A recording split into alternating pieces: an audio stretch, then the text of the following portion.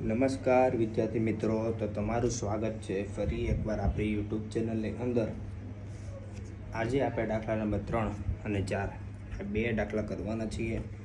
દાખલા નંબર 3ની રકમ છે 0 અને √5. તો સૌપ્રથમ આપણે 0ની કિંમત છે એ શૂન્યના સરવાળાની કિંમત છે, માટે આપણે શૂન્યનો સરવાળો એનું સૂત્ર લખતા -b/a.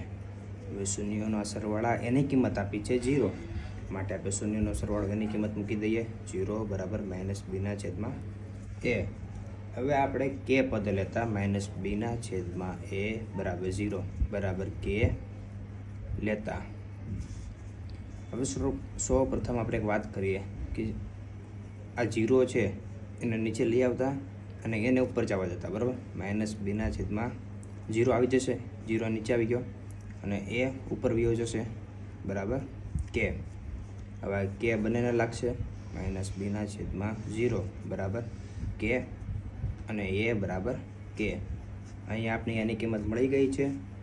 હવે 0ને સામે જ આવવા દો, -b/0 ગુણ્યા કે. હવે 0 સાથે કોઈ પણ પદ ગુણાયેલું હોય તો એનો જવાબ હંમેશા 0 જ આવશે, માટે -b/0. હવે પ્રથમ પદ ક્યારે પણ માઇનસ ના હોય, એટલા માટે માઇનસ નિશાનીને સામે જવા દેતા b/0. બરાબર, અહીંયા આપણે a અને b બે કિંમત મળી છે અને c એ કિંમત આપણે શૂન્યનો ગુણાકાર એના ઉપરથી મળશે, માટે શૂન્યનો ગુણાકાર બરાબર c/a. cની કિંમત શૂન્યનો ગુણાકાર એની કિંમત આપી છે √5 બરાબર c/a. cને કરતા બનાવતા c બરાબર √5 ગુણ્યા a. હવે એની કિંમત મૂકતા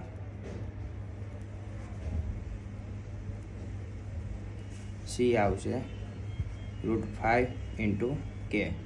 બરાબર, આ આપણે કિંમત મળે છે.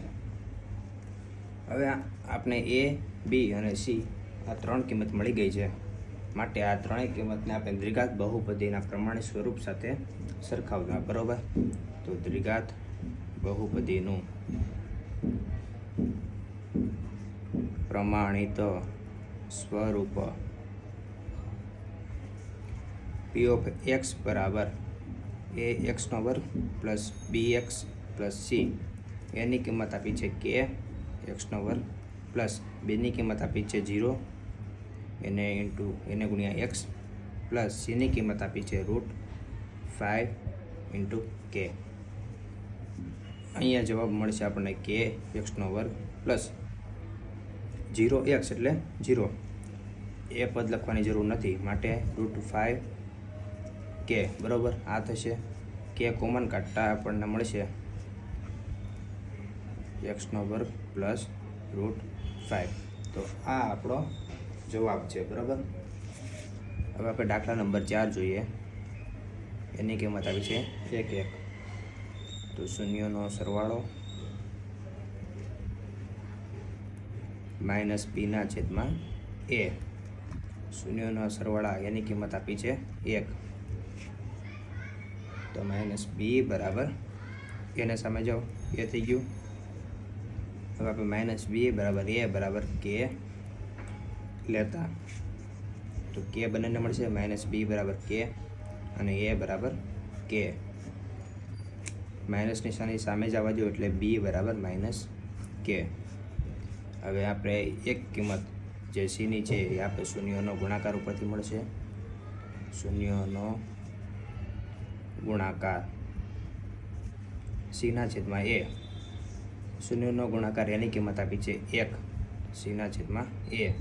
એને સામે જવા દો એટલે c બરાબર a. હવે એની કિંમત મૂકતા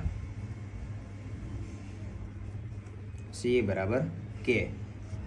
હવે આપણે a, b અને c ત્રણેય કિંમત મળી ગઈ છે, જેને આપણે દ્વિઘાત બહુપદીના પ્રમાણિત સ્વરૂપમાં મૂકવાનું છે. દ્વિઘાત બહુપદીનું પ્રમાણિત સ્વરૂપ p(x) બરાબર ax² + bx + c. એની કિંમત આપી છે કે એક્સનો વર્ગ પ્લસ બીની કિંમત આપી છે માઇનસ કે એક્સ પ્લસ સીની કિંમત આપી છે કે માઇનસ પ્લસ માઇનસ થશે એટલે આપણે મળશે કે એક્સનો વર્ગ માઇનસ કે એક્સ પ્લસ કે બધામાંથી કે કોમન કાઢી લેતા આપણને મળશે કે એક્સનો વર્ગ માઇનસ એક્સ પ્લસ 1 જે આપણું જવાબ પ્રાપ્ત થાય છે બરાબર. આવનારા વિડીયોની અંદર આપણે દાખલા નંબર 5 અને દાખલા નંબર 6 એ બે જોશું અને પછી આપણે આ બહુપદી ચેપ્ટર પૂર્ણ થાય છે. તમારા મનમાં કોઈ પણ પ્રશ્ન હોય તો કોમેન્ટ કરવાનું ભૂલતા નહીં, લાઈક કરજો અને શેર કરવાનું તો ભૂલતા જ નહીં. જય માતાજી, રાધે રાધે.